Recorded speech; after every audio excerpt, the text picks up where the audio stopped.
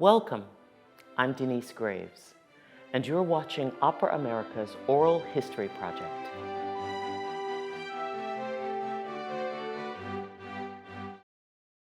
Thank you. Thank you so much, Nicholas Payne, for being with me today to talk a little bit about your really incredible career and achievements in opera and for opera.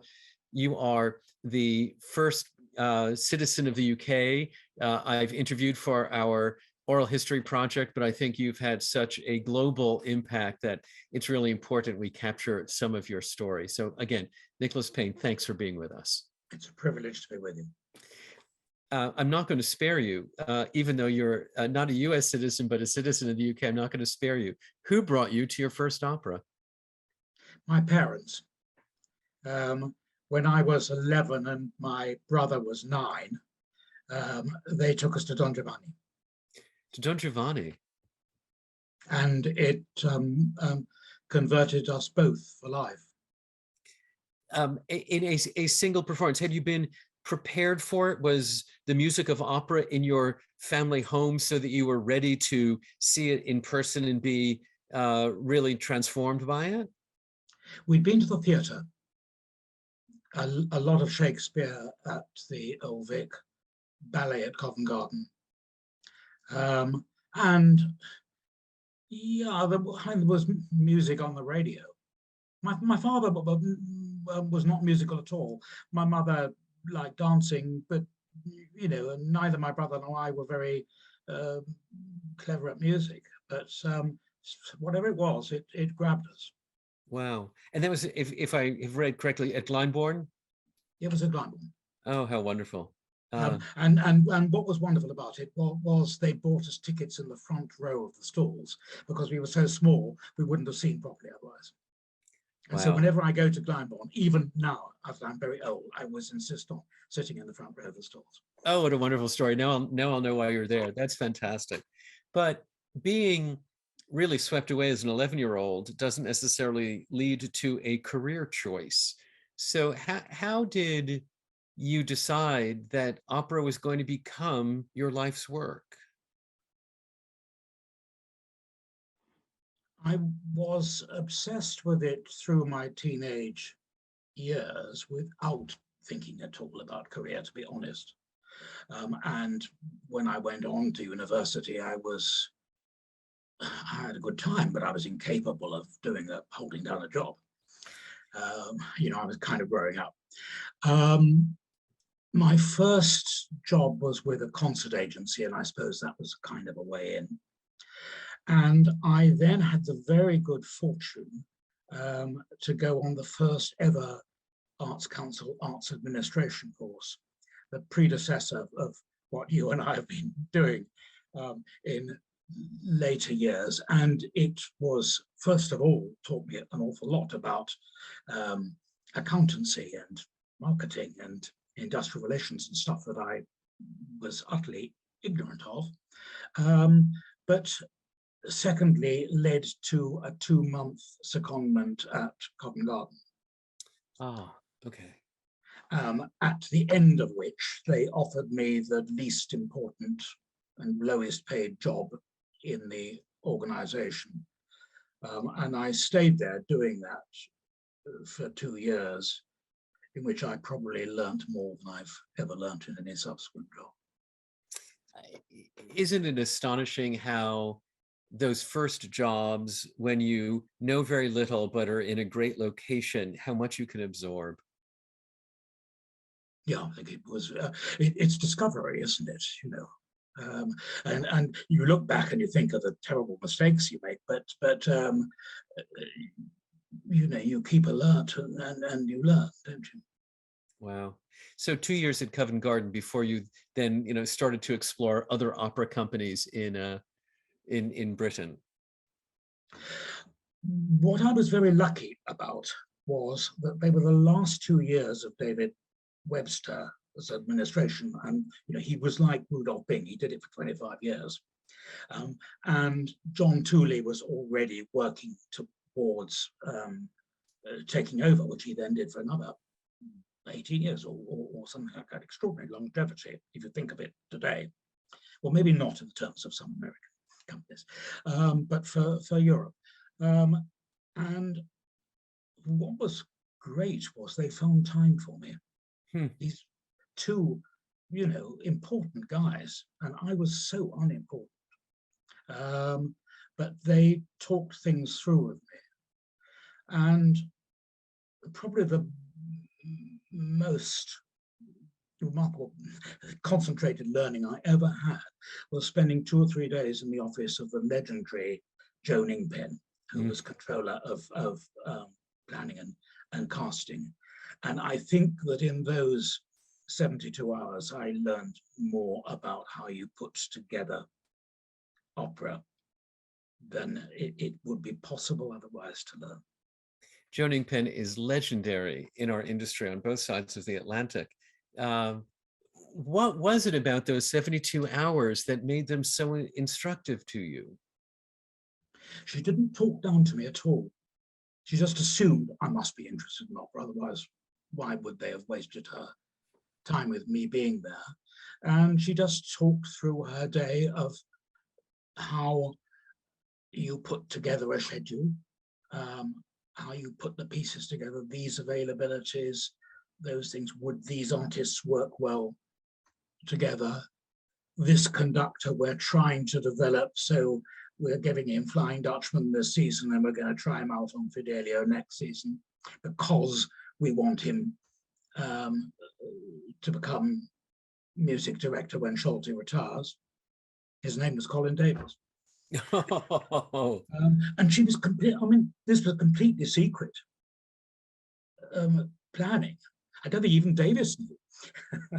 Certainly his rivals didn't.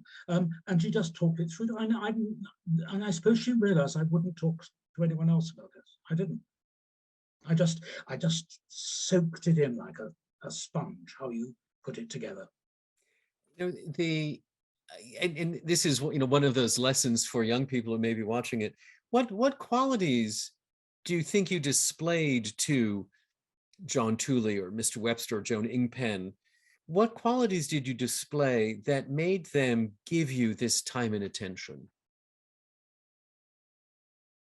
I honestly don't know. I think I was just terribly lucky. I just sort of fell in the right space.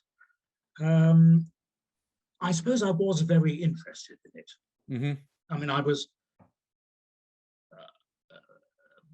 I had spent the years where I should have been studying serious subjects, absorbing opera. So I knew the basic repertory pretty well. Yeah. I knew the Mozart operas by heart. I knew, I'd immerse myself in Wagner as you do when you're a teenager. Gone to Bayreuth and, those sort of things. So the language of it was with me, and perhaps that was a little bit precocious and unusual for a 23-year-old or whatever, but I'm not sure it is. I meet people today in their early 20s who know a hell of a lot about opera. Mm-hmm. And I mean, the beauty is that when you are that young, you really can memorize stuff. Yes, it's so true. So and true. Because there's less rubbish in your head, I suppose, so that there's more space for new information to enter.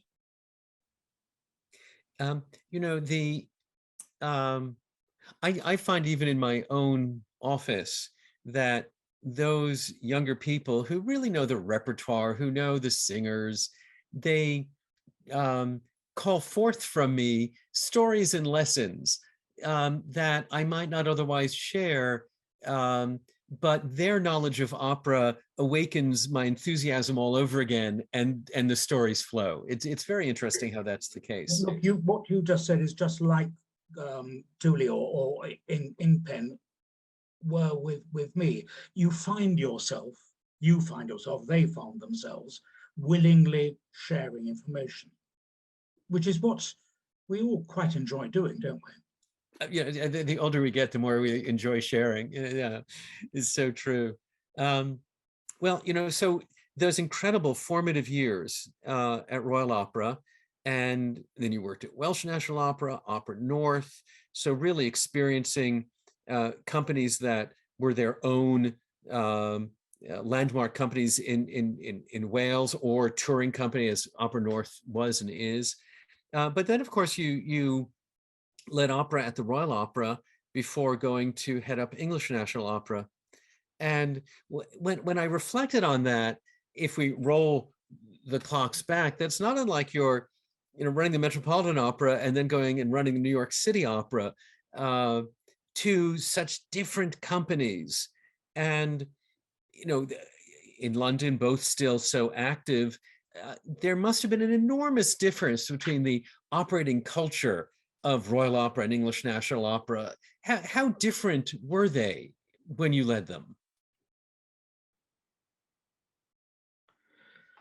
Call me old-fashioned, but I think the definition of a world city is that it has two good opera companies. Paris, Vienna, Berlin, Munich, London. I know that there is an enormous amount of lively, innovative opera in New York City, but I still think there is a loss.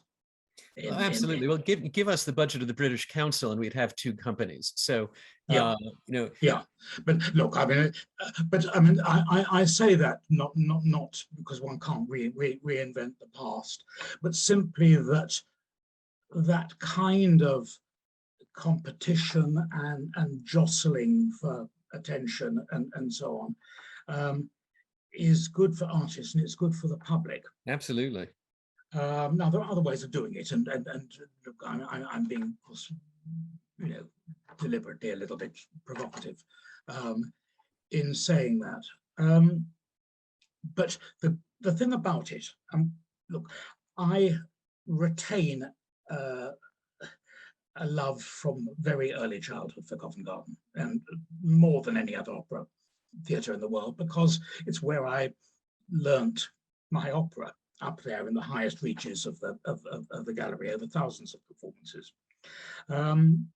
And it's a theatre like the Met and others where you, the public, expect to hear the best artists, the best singers, conductors, directors in the world on an international level.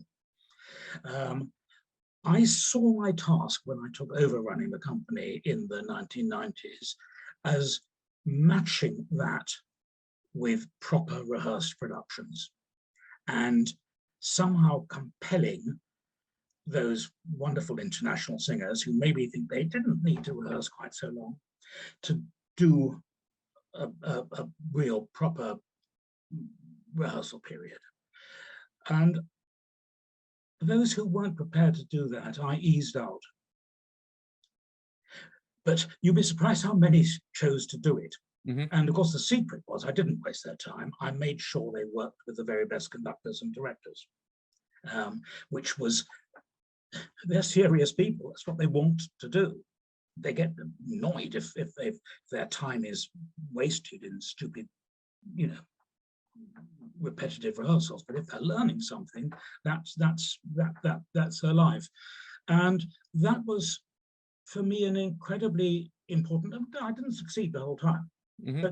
but we brought it to a kind of seriousness which was important. In contrast, English National Opera is more democratic. It's more about company ethos. It's not to say there wasn't a fine company at Covent Garden, as at the Met, great orchestra, chorus, whatever. But the camaraderie of the singers, whether they were on, as in the old days, weekly, monthly mm-hmm. contracts, or whether they were the kind of people you had on a loose, yes, we'll give you a couple of roles a season, what about this next, and so on. There was that kind of ensemble, which you wanted to foster. And in a way, it was less about the greatest singers in the world. It was the best English-speaking singers. A lot of whom, who I'm fortunate to say, lived in the UK. But I have to say, we really relied on good Americans as well, because the unique selling point of English National Opera was that it performed in the language of the audience, the majority of the audience. A much rarer thing nowadays than it used to be. Opera Theatre of St. Louis. Still they're performing in English. Yeah, does it a lot at the Volksopera in Vienna, Gärtnerplatz in Munich, less than they used to be in Gummischoper Berlin, and so on. And what it means is that you're treating opera as a play, in a way.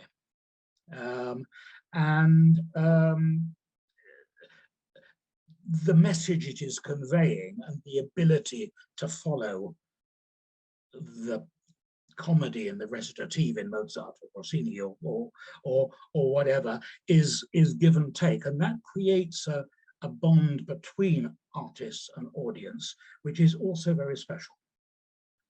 And I would not criticize one or the other, Covent Garden or English National Opera or any of these other things. They both have their place. And I thought it was important, and I was terribly lucky to do both jobs. I thought it was important to maintain clear blue water between them. And it wasn't always easy, because when I was at Covent Garden, I wanted to encourage some, innovative directors who might normally in the past have been thought of as ENO type directors. And when I was at the Colosseum, I wanted to tempt, this really up and coming American mezzo soprano, Susan Graham, it was called at the time, who might have gone to, they've just done it with Kate Lindsay. The same thing. You find a role that is great for them and exciting and so on, and they're going to go on and have an international career. But it's sort of part of the ecology. So my feeling is that both jobs, one is not more interesting than the other, but you have to throw yourself into the ethos of whichever one it is. Yeah. In an article I read from 2002, Richard Jones said that under your leadership, ENO had a personality. Use the word personality. And I wonder what that means to you. What does it mean for an opera company to have a personality? Well, look, first of all, the personality is not of its managing director. It's of the artists who inhabited stage, isn't it? I mean, I think that's the most important thing that gives you the personality. Opera Theatre of St. Louis has a personality, doesn't it? Yes. It's not necessarily always the best or whatever, but it has a personality. Chicago Lyric under Ardis Koenig had a personality. That probably was partly Ardis, but it was also the sort of, these are the singers I like. This is my priorities and whatever. But I think, although I talk about it as being people, and I think the people are the most important, it is partly also the building. The Colosseum is not a grand opera house. It's a very big theatre in European sense. It's 2,400 people, which is very large for Europe. Not so many, Bastille is bigger, but not many more. It's rather wide, too wide, ideally for acoustics, but very good for sightlines, better sightlines than Covent Garden. But there's something about this 100-year-old music hall, not totally appropriate for opera, which says to the public, come in and be part of me. And I think that was an important aspect.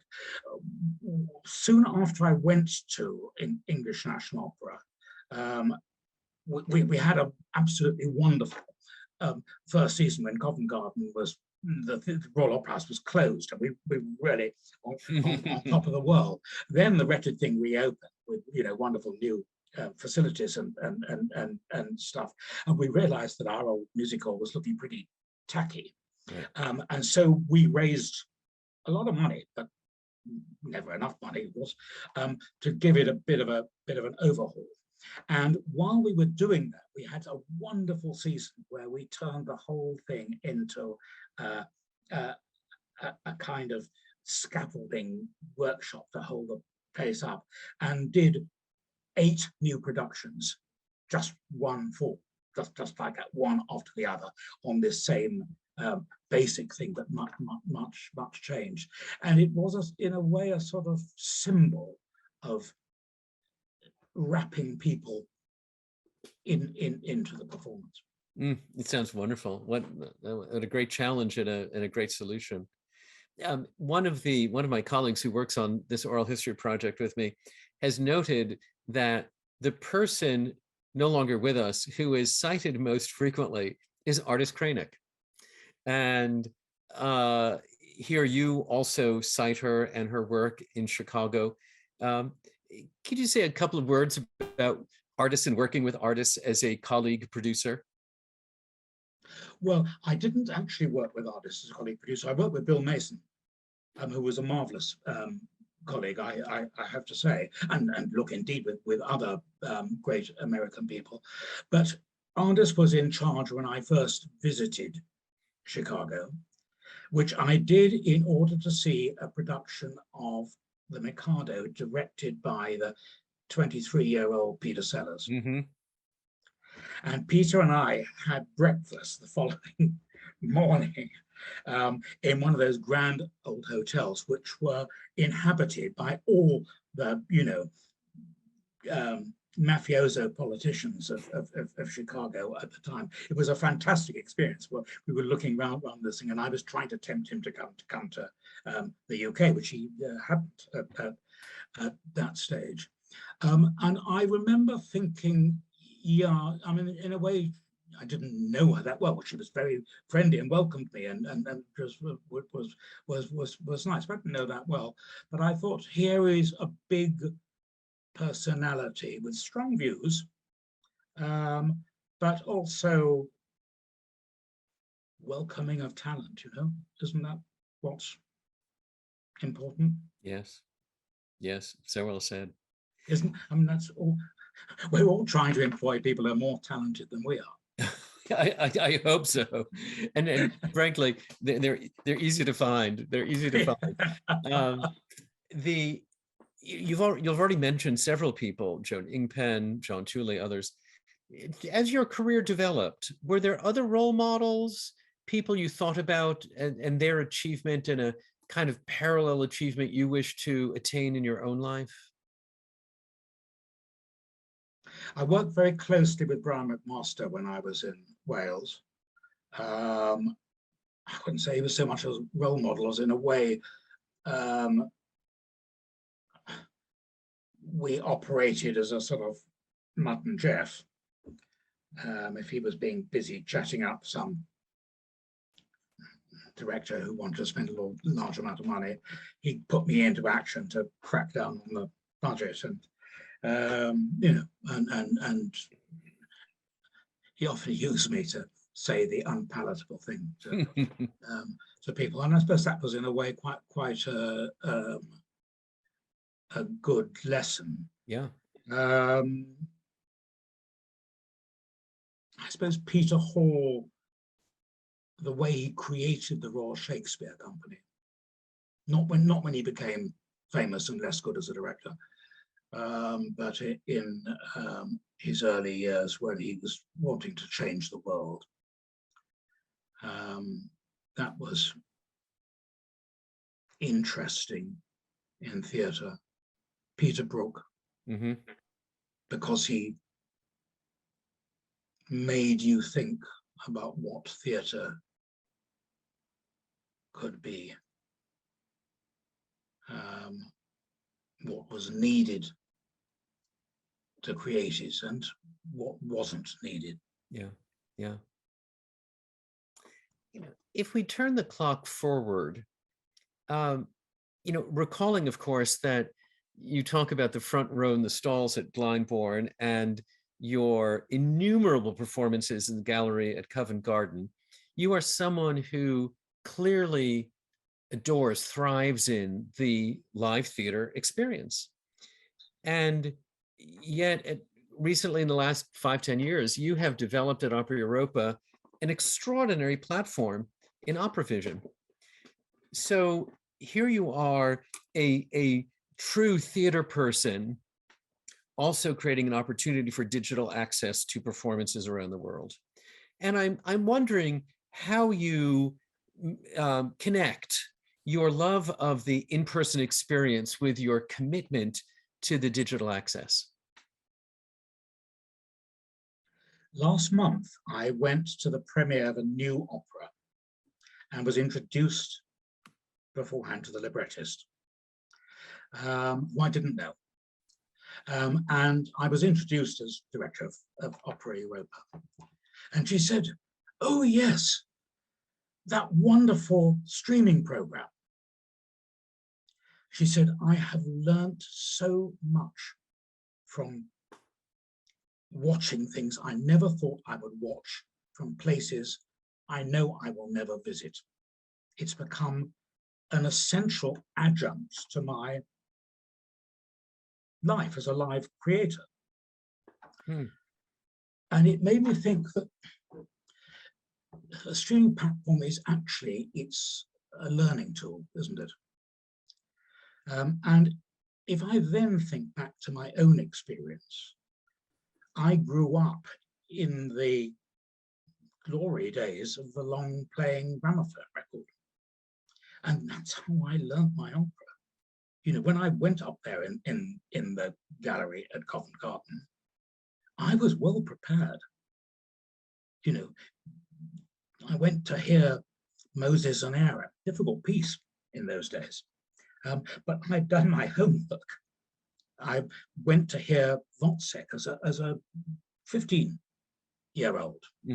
And I'd managed to get hold of the old Dimitri Mitropoulos recording with Mac Harrell and Eileen Farrell. And I knew the piece bloody well backwards by the time I sat down in front of it. And I listened to much less record or CD now. I like them and listen to them sometimes. And I would always choose the live experience over the recorded or streamed experience for myself. But I think that we are missing a trick if we ignore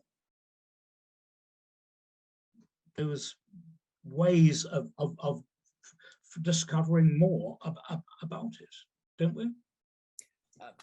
Certainly, this room is lined with my old LPs. I mean, that's how I learned the repertoire and how I learned the different interpretations and different points of view about a piece.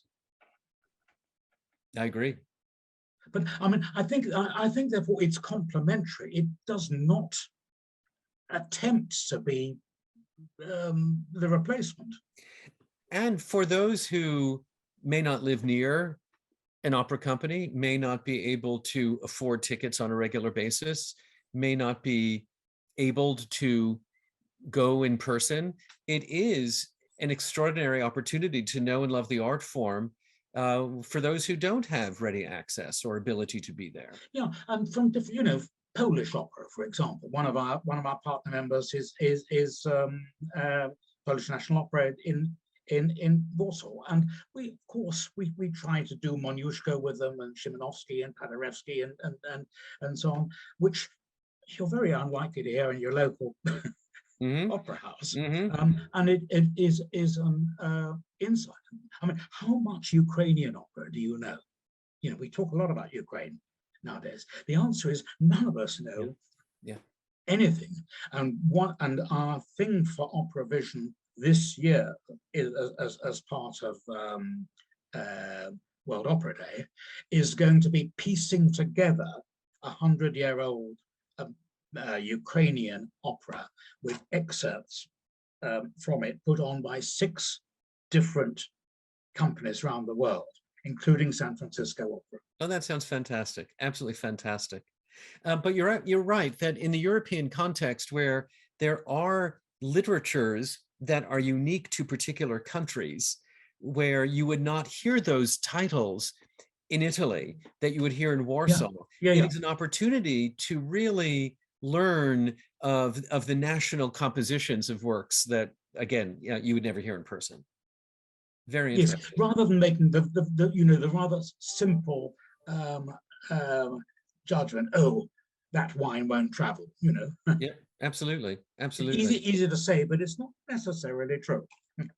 Now, I've also read, and you touched on this already. I've read in some interviews with you that, of course, recently in the past 10, 20 years, we've opened up the entire 400-year repertoire of opera, going back to Monteverdi and Cavalli and exploring Baroque opera and French Baroque opera, and that the very richness and the amount that should be explored in our history crowds out the space for new work or limits the space for new work. Do you wish there were more new work at more companies across Europe? Yes, absolutely. And I very much admire those American companies who've forced it into the center of what they're doing. And actually, I admire the American audiences who have formed an appetite for it, perhaps at the expense of some minor Donizetti or whatever it is that they might have been offered in the past. I think that any art needs that tension between the contemporary and the heritage, don't they? Mozart was fascinated by Handel. Berlioz by Gluck, whatever it is, and it feeds into what is happening.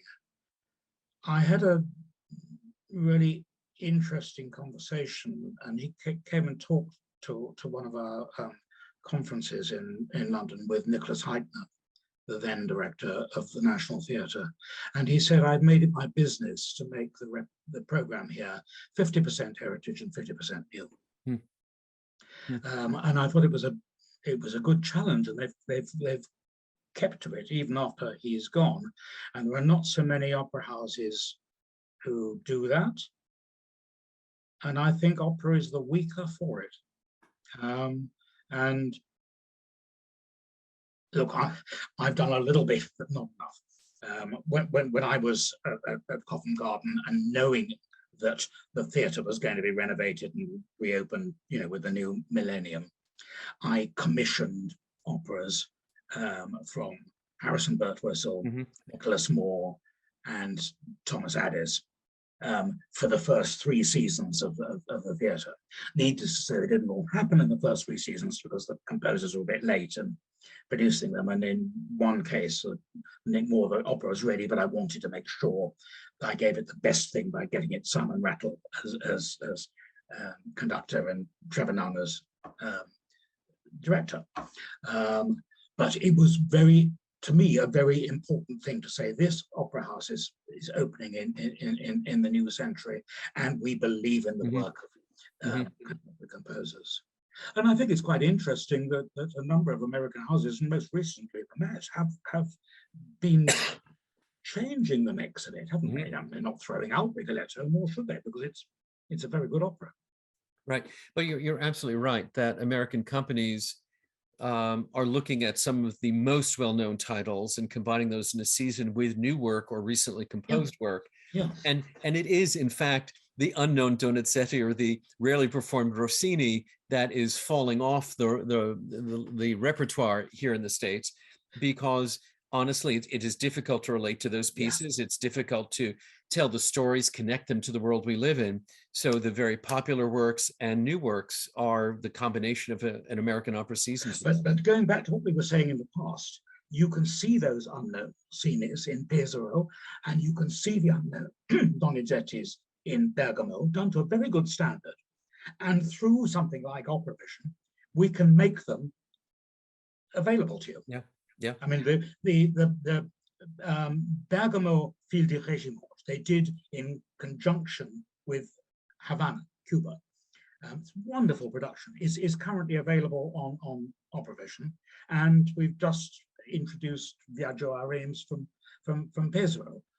And we're sort of saying to you, you don't have to do these pieces, but you know they're there at a touch of a whatever, you know. Then yeah, absolutely.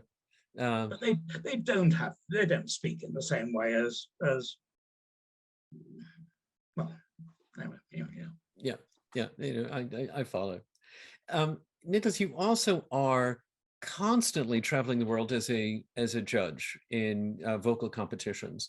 You hear young rising singers constantly in countries around the world, and of course, you know, you learned opera off the LPs that had golden age singers, and your career started in the 60s and progressed through years of extraordinary singing. So today in the 2020s, as you hear competitions of young singers, are you happy with the quality and the preparation and the readiness of the singers you hear? In the main, yes. I think probably the preparation of singers is better now than it was in the past across the board. Look, you've got to be honest. When you go to a singing competition, you hear 100 singers. The majority of them won't make a career. And however kind you might feel towards them, you have to be pretty ruthless in saying the truth. And even then, although you hope to find good prize winners and so on, it's even rarer that you strike real gold, isn't it? You know, sometimes a Karita Matala will appear, or Dmitry Forosovsky. Or most recently, the last Neue Stimmen I went to in Germany, Elsa Dreisig, you know, and you say, yeah, this one's going to make a career. And others are very good, valuable singers. Some are not quite ready, and you think if we put them into an ensemble here, well, I delight at your optimism, and you know, also note that in some of your interviews that you talk about the fact that we can mount more authentic, high quality productions of Handel, of Rossini, of Mozart, certainly of works from the 17th century than ever we were able to do in the golden age of the LP vinyl. God, so, if you think back to some of those tenors in the Rossini that you bought in your wedding album, they were terrible, weren't they? Yeah. So that you know, as the repertoire changes, so does the ability of the singers to perform them. At our last conference, after Prague, we went and spent a day in Litomyšl, which is a little rural village where Smetana was born. And they really wanted us to go there, and it was a beautiful day and whatever. But in the evening, they gave us not a performance of Smetana, but Handel's Messiah. And the guy sitting next to me said, "You've come a long way to hear Handel's Messiah." It was the most thrilling performance of Messiah I have ever heard. Oh my. And it was conducted by it was with a fantastic Czech period band called the 1704 Orchestra, and the conductor was called Václav Lukan. He was fantastic, I tell you. You know, it was thrilling to hear old music. So, you know, I don't discount heritage, nor do I discount. You talk about optimism, and in that sense, I think there was a hell of a lot of talent around. You know, there's a lot of talent Well, probably not enough opportunities for it, but that was always maybe the case. But I think we must temper optimism with realism, and be clear in our minds about dwindling opportunities where they are, audiences that need engaging who haven't been engaged. It's a big task for people running opera companies today. For sure.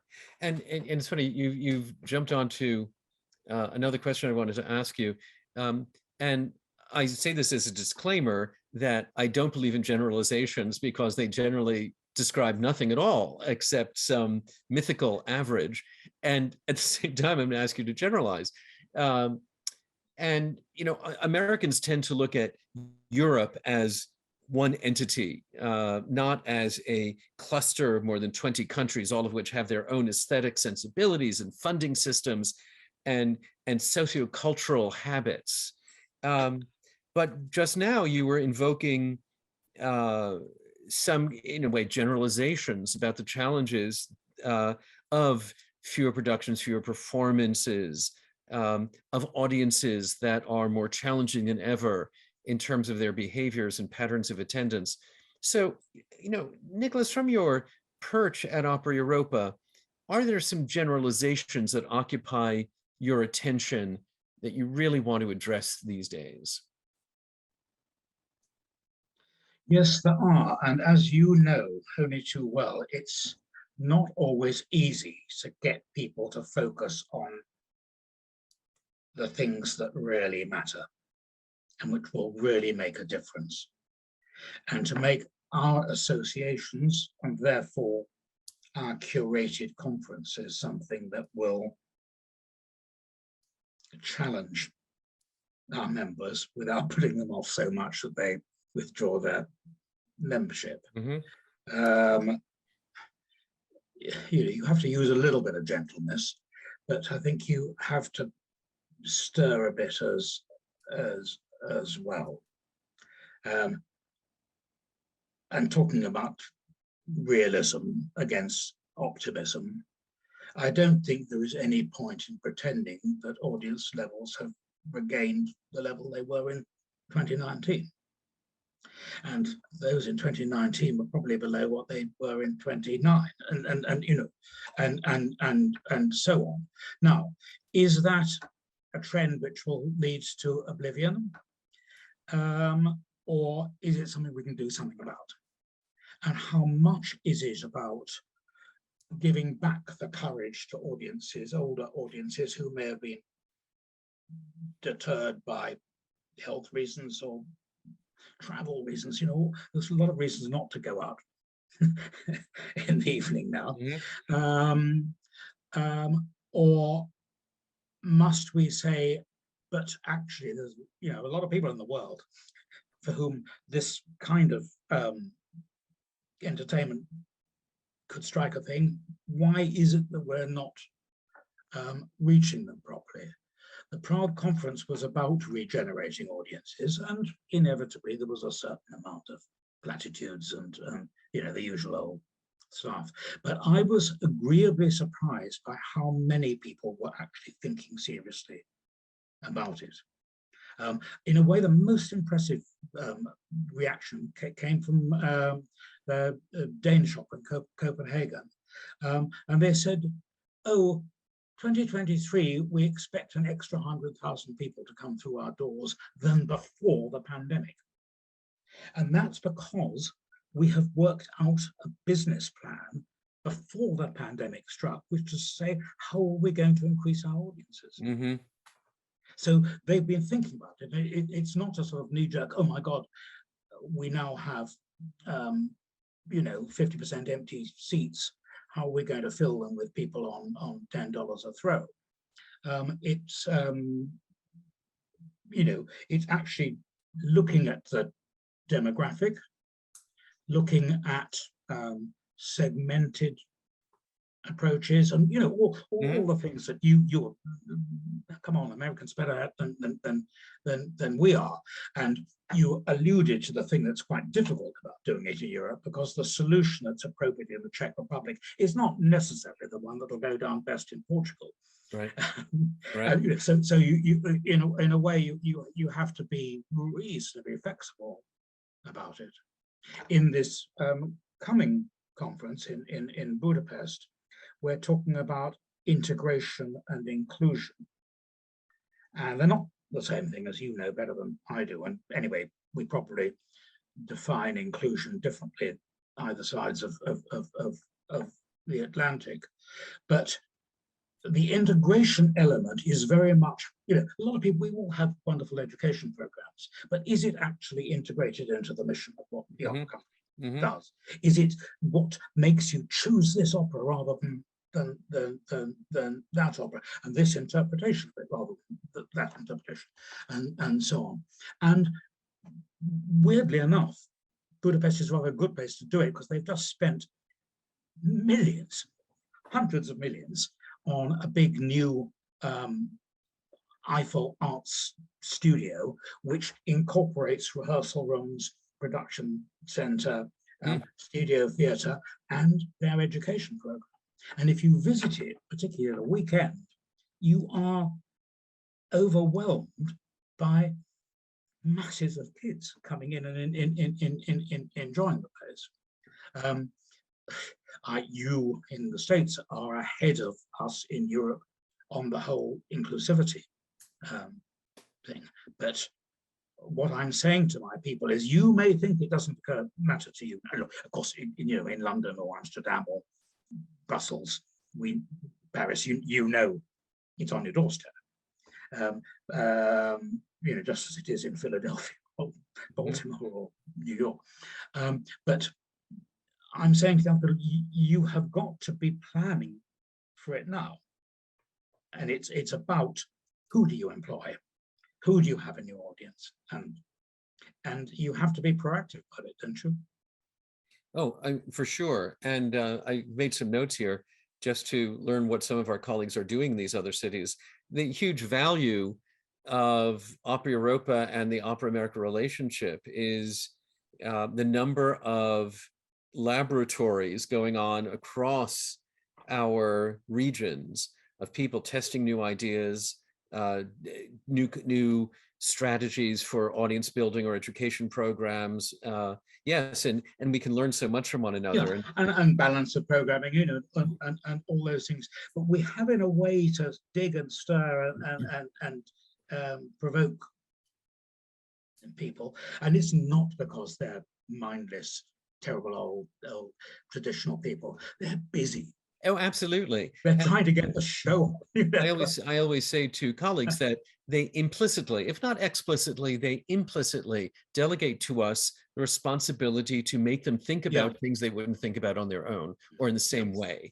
So I agree with you. And I will say that in your extraordinary tenure as head of Opera Europa, I would credit you as the energy behind the wonderful World Opera Forum that took place in Madrid in 2018, which forum we hope to do again and again and again, but the next one we're hoping for is 2024.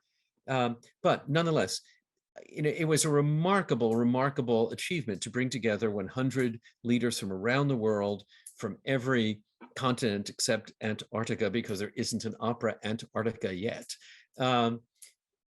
What were some of the most important takeaways, Nicholas, for you from the World Opera Forum?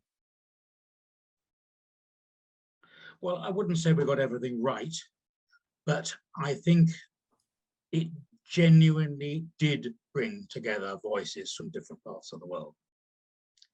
And you shouldn't, move away from your own role in making sure that the North American contingent, including Canada, was highly articulate and really entered into the spirit of the thing. I don't think we managed to get as many Asians as I would have, or Africans, as I would ideally have liked. We scratched the surface, and I think in 2024 one can probably do better, particularly if you do it West Coast, and therefore nearer to some of these other countries. I mean, I suppose the biggest takeaway I take away is that we were able to do what we could do because we got the Spanish government to underwrite those 100 invitations. We had 250 people there, but the 100 to make it work needed to have the right mixture from the different continents of articulate people, didn't it? Yeah. And what is particularly difficult about it is, of course, you want the buzziest managers, but you also want the composers and the directors and the librettists and the singers and so on, for whom the idea of attending a 3-day event is, what on earth do you want me to do that for? But you really want those voices. So it seems to me that one of the essential things in planning for another one, which of course should be different from the first one, different themes, different structure, whatever, is, look, it's a bit like putting together an opera season. It's persuading the right people to come and work for you, isn't it? Yeah, absolutely. And then enabling them to interact and have the conversation. And you can do something by curating a more rather than less interesting program. But I was fascinated by, in a way, how universal the headline topics were, and how absolutely different the national interpretation of those topics was, region by region, country by country. Yeah, well, some more than others, but yeah, sure. Yeah. Because the global similarity and the local differences, it was really fascinating. And again, but Mark, this is in a way the very interesting paradox, I think, that makes our jobs interesting. That on the face of it, our associations are to share good practice and so on, and turn out the perfect homogenized opera company. Now, we know that that's neither what we want nor what the opera companies want, but actually the differences are the grist to the mill, aren't they? Yes. It's healthy. Yes. And okay, there's a lot of individualism and no, this is my idea and I'm not going to share that, and how dare you steal our best music director, or whatever it is. But as we know, or at least in our part of the world, competition is healthy. And wanting to do better than your, I wasn't going to say rival, but whatever the thing is going back to your early conversation about Covent Garden and English National Opera, I didn't wish the other one bad, of course, but I just wanted to do better. Sure, and it forces you in whichever one I was in, and I'm sure my counterpart felt the same, and that was a sort of healthy situation. Oh, absolutely. It forces you to sharpen the edge of your own identity, to really know what it is you stand for in contradistinction to what other people stand for. Yeah. And that self-definition, I think, is extremely healthy. In terms of all of these different countries interpreting the global themes in their own way, I do think of them all as laboratories. Here are these hypotheses about audience, these hypotheses about programming, and we have several hundreds of companies experimenting differently with those hypotheses to see what works. It is, I think, the way we accelerate progress is to have all of these organizations working independently, creatively, and specifically in their own cities. And our conferences are where they all come together and share their findings. And I mean, it's why I still remain defiantly in favor of live conferences, while accepting that, you know, the great use of Zoom and everything else for, you know, for a lot of encounters and so on, because in the end, what binds together these people with their different cultural backgrounds, their rivalries, their competitiveness, and so on, is a kind of overarching purpose which works when people trust each other. Yeah. Yeah. And it's the being together over a glass of wine or a meal in an unusual place with food that you don't normally have, that creates that sense of trust, isn't it? Yeah. I remember one of my great lessons when I worked at Covent Garden. This was in the 90s, you know, with the early days of all this kind of co-production nonsense and so on. And I was desperately trying to flog some of my stuff around the world, you know, because I needed to pay for it. And I had quite a lot of visits to Italy. And when I first went there, I couldn't understand why, you know, they would invite me out to dinner and we would sit down and we would, you know, choose the antipasto and then there would be the fish and we'd never get onto the subject at all. And it wasn't until you reached the coffee that you came up and you dealt with the deal over about 12 minutes at the coffee stage. But it was the earlier stage where you'd established the trust and they thought, yes, I can do business with this guy. That's a great lesson, a great lesson. And you're so right that when trust happens when no one can figure out what the menu says, you just you take a big risk on what you're ordering. Yeah, exactly. And you say, okay, I'm in Sicily. I think I know a lot about wine, but I'm going to let you choose the wine. Absolutely, absolutely. Now, Nicholas, you are looking at retirement, and you have traveled the world. You've traveled for decades. You have endured the rigors of production under the hottest of spotlights. What do you look forward to in retirement? I'm not easily bored. So there, you know, there are always books to read and music to listen to and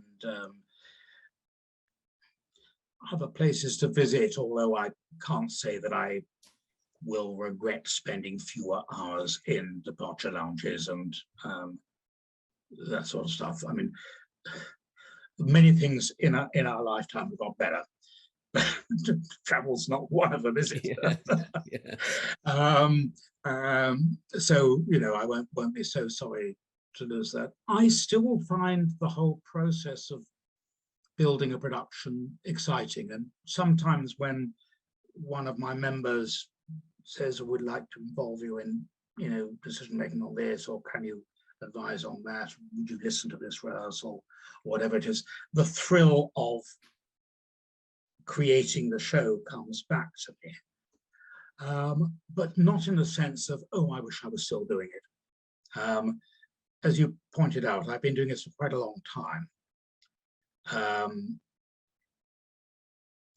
You know, I've heard a lot of singers. I'm not sure I need to hear another Tosca, having heard Callas. I'm sure they're very good ones, and it's a wonderful opera. I like it a lot. But you know, I would rather see a new piece. Right. To be honest. Right. But I've still got a complete curiosity for seeing a new piece. I still love those Mozart operas introduced me, but when you've heard what 100 Magic Flutes and have been responsible for 4 or 5 productions, it's time for somebody else to invent the next one, I think. And next week, our first grandchild will be 1 year old. Oh my goodness, how fabulous. How fabulous. So, you know, yep, as Janacek would say, life continues. Which means that soon you're going to have to book first row stalls at Glyndebourne to bring your grandchild to the opera. Exactly. So it's funny that you should say that. A friend of mine was wanting to take a niece and her husband to their first opera, and they were going in Vienna, and wanted my advice about whether to go to Milliker's Du Barry at the Volksoper. I said, just book it, just book it. And I gave him a little rundown of the piece, which is, wonderful Viennese operetta with a brand new production. The first thing of the new lot, it'll be a regime. Annette Dash as Du Barry, wonderful singer. I said, just go for it. Oh, how marvelous. Well, Nicholas, I will say that when you let me know of your plan to retire, I was deeply moved. You have been an incredible colleague. I can't wait to see you in person after these 2.5 years of Zooms. And we will sit down and just continue to catch up. I want to wish you health and happiness. Please tell Linda that I send my warmest regards. And I just thank you again for spending this time with me today to allow us to capture some of the great stories and insight that have made you a pillar of the opera industry for the last half century. So, well, Nicholas look, Payne, I think it's a pretty shaky pillar. And you may remember that when I was first appointed in this job, I came to visit you in Washington, D.C., where you were then based, and you basically taught me the rudiments of it. So I guess I owe my survival in many ways to my tutelage from Opera America. well, you inspire us today. So turn around fair play, as they would say. Please, again, send my regards to Linda. I look forward to seeing you soon, and thank you for this time today. Thank you, Mark. You take care. Bye-bye.